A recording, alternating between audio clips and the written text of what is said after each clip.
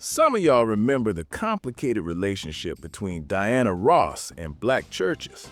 The way church mothers who judged secular music as worldly and sinful somehow made an exception for Diana. The way pastors who preached against vanity and materialism praised Diana's success from their pulpits. The way gospel choirs who claimed to serve only the Lord sang supreme songs at church picnics and anniversary celebrations. Diana was secular, glamorous, representing everything traditional church doctrine warned against. Yet, black churches loved her anyway. The contradiction revealed something important about how black religious communities actually functioned, about the flexibility required to maintain strict theology while living in a complicated world. The theological position was clear. Church taught that secular music was worldly, that focusing on romantic love distracted from divine love, that glamour and materialism were vanities that separated you from God. Diana Ross embodied everything the church officially opposed. She sang love songs, not hymns, wore elaborate gowns, not modest dresses, represented the pursuit of fame and wealth, not humble service. By the church's own standards, Diana should have been a cautionary tale. Yet church members loved her, played her music, defended her success, treated her as a source of pride rather than shame. Do you remember church mothers who wouldn't allow secular music in their homes, but somehow the Supremes got played anyway? The mental gymnastics required to maintain the distinction. Diana wasn't quite secular the way other artists were. Her music was clean. Her presentation was elegant. She represented the race well. The exceptions revealed that the church's relationship with secular culture was more negotiated than absolute theology suggested, that respectability and racial pride could override religious strictures when the cultural stakes were high enough. Diana's personal religious practice was private and complicated. She'd grown up in the Baptist church, understood black church culture intimately, but her lifestyle as an entertainer didn't align with the church's behavioral expectations. She didn't publicly testify by faith, didn't claim religious motivation for her career, didn't frame her success in spiritual terms the way some entertainers did. Yet the church claimed her anyway, treated her as one of their own, celebrated her achievements as victories for the black community that transcended the secular sacred boundary. The success itself mattered enormously to black churches.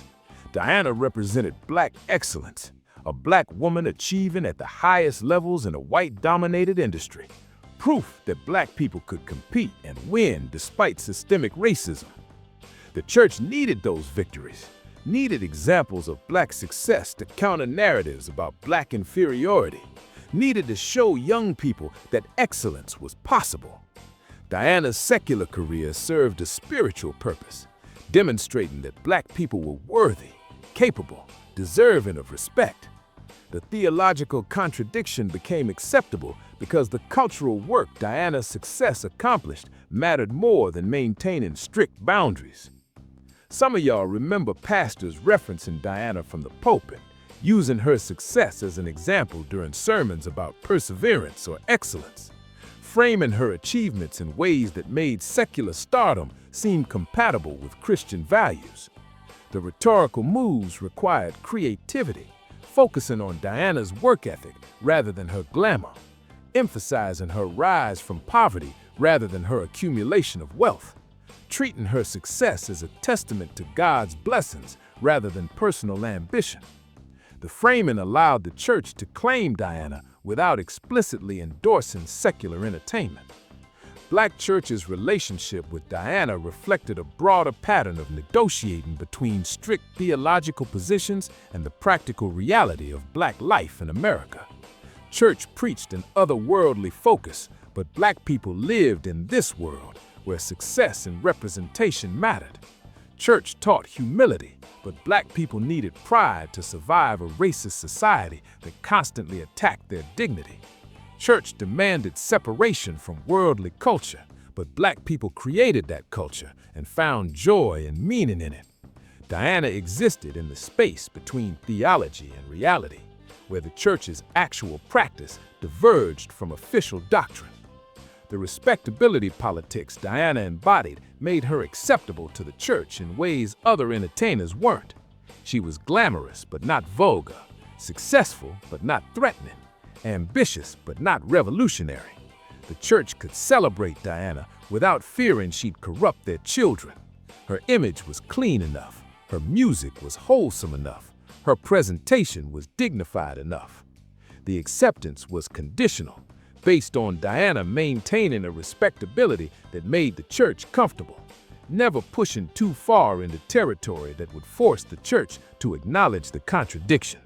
Diana's fashion sense created a particular tension with the church's modesty standards. The gowns she wore, the wigs and makeup, the glamorous presentation that defined her image, all violated church teachings about women's appropriate appearance. Church mothers preached against vanity, against drawing attention to your body, against caring too much about worldly appearance. Yet these same women admired Diana's style, studied her looks, even imitated her presentation when they wanted to feel special. The contradiction required compartmentalization. Diana's glamour was acceptable because she was Diana, but regular black women shouldn't aspire to the same level of worldly presentation.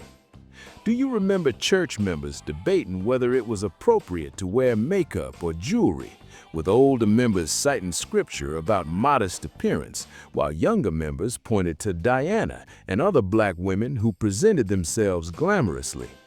Diana's example complicated the church's authority to control women's appearance and behavior. The music itself crossed into church spaces in ways that revealed the porous boundary between sacred and secular. Wedding receptions at church fellowship halls played Diana's love songs. Church anniversary celebrations featured Supreme's hits. Even funeral repasts sometimes included Diana's music when celebrating someone's life. The songs weren't hymns, weren't praising God, were explicitly about romantic love. Yet they felt appropriate for church-adjacent events because they were part of a black cultural fabric the church couldn't fully separate itself from. We're working on a video about Diana Ross album covers that decorated black living rooms, the images that became part of home decor and family identity. Hit subscribe so you don't miss that visual history. Some of y'all remember youth choirs or church talent shows where young people performed Supreme songs. Church elders allowing it because the music was clean and the performers were developing their talents. The distinction between developing talent through secular music and actually being a secular entertainer was thin, but it mattered to church members trying to maintain boundaries while acknowledging that Diana's music was an excellent training ground for young vocalists. If Diana's songs could teach harmonies and stage presence, maybe they served a purpose compatible with the church's mission to develop youth. Diana's charitable work and community connections made her more acceptable to the church than a pure entertainment career might have been. When she supported playground construction or participated in benefit concerts, when she remained connected to Detroit and spoke about her roots, she demonstrated values the church appreciated. The good works couldn't fully overcome the secular nature of her career, but they provided justification for the church's celebration of her success. Proof that Diana hadn't completely abandoned Christian values even while pursuing worldly fame. The church's selective acceptance of Diana while rejecting other entertainers revealed the criteria that mattered. Artists whose music or presentation was sexually explicit, who openly challenged Christian morality, who represented rebellion against traditional values, remained unacceptable.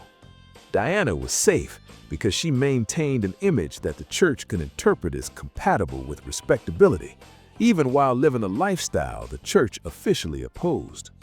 The contradiction ultimately reflected the church's deep investment in black success and racial pride. The church needed black victories, needed evidence that black people could achieve excellence, needed to show the world and their own members that Black capabilities were unlimited.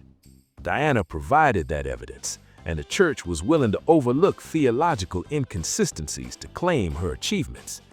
The negotiation revealed that the church's actual priorities were more complex than strict doctrine suggested, that racial solidarity sometimes trumped theological purity. Diana's portrayal of Billie Holiday in Lady Sings the Blues created a specific challenge for Black churches. The film depicted drug addiction, sexual relationships outside marriage, the hard reality of life in the entertainment industry. Church members debated whether supporting Diana's Oscar-nominated performance meant endorsing the lifestyle depicted. Some argued the film was a cautionary tale, showing the dangers of secular life. Others worried it glamorized behaviors the church condemned. Diana's performance was excellent, brought dignity to Billie Holiday's story, but the subject matter pushed the boundaries of what the church could comfortably celebrate. Do you remember church members going to see Lady Sings the Blues and then discussing it in hushed tones, proud of Diana's achievement but uncomfortable with the content? The film forced the church to confront the reality that celebrating Diana meant accepting her involvement in projects that contradicted church values. The cognitive dissonance was real, but most church members resolved it by compartmentalizing. Diana the actress playing a role was different from Diana the person. Supporting her career didn't mean endorsing everything she portrayed. The question of whether Diana herself attended church regularly was mostly unknown but subject to speculation. Some church members assumed Diana maintained a private faith despite a public secular career. Others worried she'd been lost to worldly pursuits. The uncertainty allowed everyone to project their preferred narrative. Believers could assume Diana prayed privately. Critics could assume fame had corrupted her. Diana's silence on the subject protected her from having to choose sides, allowing both interpretations to coexist. Some of y'all remember feeling personally conflicted about loving Diana while trying to live according to the church's teachings. You knew the church said secular entertainment was wrong, that you should focus on gospel music and spiritual matters. But Diana's music brought joy and meaning to your life. The internal conflict between religious teachings and cultural reality was constant. You compartmentalized, listened to Diana at home but gospel at church, enjoyed her music while feeling vaguely guilty about it. The tension revealed the disconnect between the church's ideal of separation from the world and the actual lived experience of Black Christians. The church's embrace of Diana, despite theological contradictions, demonstrated the pragmatism required for Black religious institutions to remain relevant. If the church enforced strict separation from secular culture, many members, especially young people, would leave. Allowing selective engagement with respectable secular culture like Diana's music kept people connected to the church while giving them permission to participate in broader Black cultural life. The compromise maintained the church's authority while acknowledging it couldn't fully control members' cultural consumption. The wedding reception phenomenon illustrated the negotiated boundary perfectly. Church members whose weddings took place in church sanctuaries with hymns and prayers then moved to receptions where Diana's love songs played all night. The spatial and temporal separation created a distinction: sacred music in sacred space, secular music in secular space, but the same people participated in both. Diana's music became acceptable in the liminal space of the reception, not quite church, but connected to a church celebration, secular, but serving the sacred purpose of celebrating a holy union.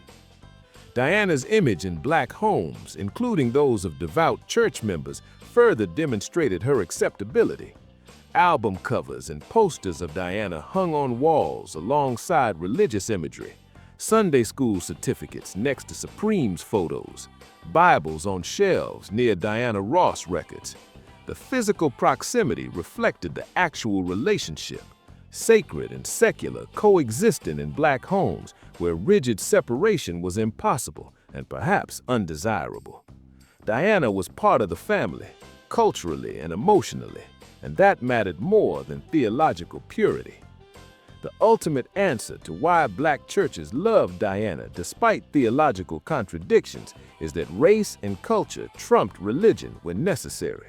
The church needed black heroes, needed examples of excellence, needed to show their children that black people could achieve greatness. Diana provided that, and the church was willing to perform theological gymnastics to claim her success. The compromise revealed that black churches functioned as cultural as well as religious institutions, serving needs that transcended strict doctrine.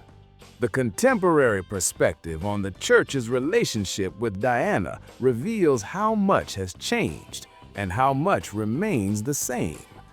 Modern black churches are generally more open about embracing secular black culture, less conflicted about celebrating entertainers like Diana, more willing to acknowledge that the sacred secular boundary was always more porous than official theology suggested. But the basic pattern persists. The church still selectively claims black cultural achievements while maintaining theological positions that should preclude such celebration. Do you remember older church members eventually making peace with loving Diana?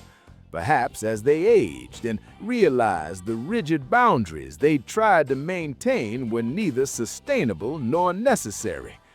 The softening reflected wisdom, understanding that God was bigger than their categories, that Diana's gifts were God-given, even if deployed in secular contexts, that celebrating black excellence itself was a spiritual act in a racist society that denied black humanity. The evolution in thinking allowed them to love Diana without guilt. Some of y'all learned from the church's relationship with Diana about the difference between theology and practice, between what institutions officially teach and how people actually live.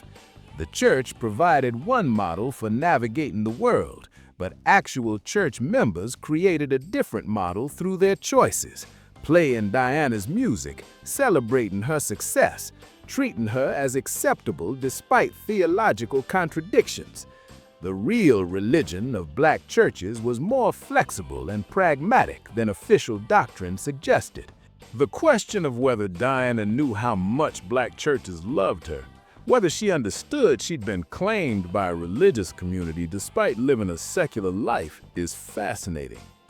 Diana rarely spoke about religion publicly, maintained privacy about spiritual beliefs and practices, but she understood black culture intimately, knew the church was central to the black community, likely understood that the church's love for her was both a gift and a burden, a gift of acceptance, but a burden of needing to maintain the respectability that made acceptance possible.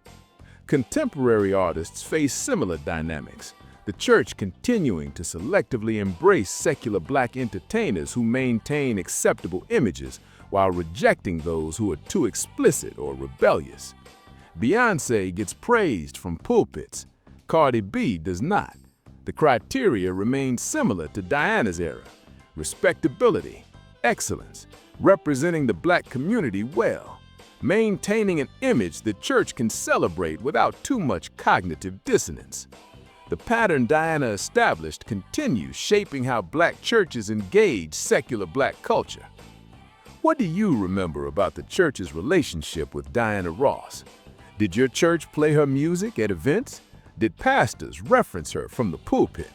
Did church mothers make exceptions for Diana while maintaining strict positions on other secular entertainment? How did you personally navigate the tension between the church's teachings and your love for Diana's music? Did the contradiction bother you, or did you accept it as a normal part of black church life? Drop your memories in the comments. Tell us about church talent shows featuring Supreme songs, or wedding receptions where Diana's ballads played, or Sunday school teachers who loved Diana despite official disapproval of secular music. Share stories about how your church negotiated the sacred secular boundary and where Diana fit in that negotiation. Hit that like button if you understand the complicated relationship between black churches and Diana Ross, if you lived that contradiction personally, if you recognize that the church's love for Diana revealed pragmatism and flexibility beneath strict theological positions.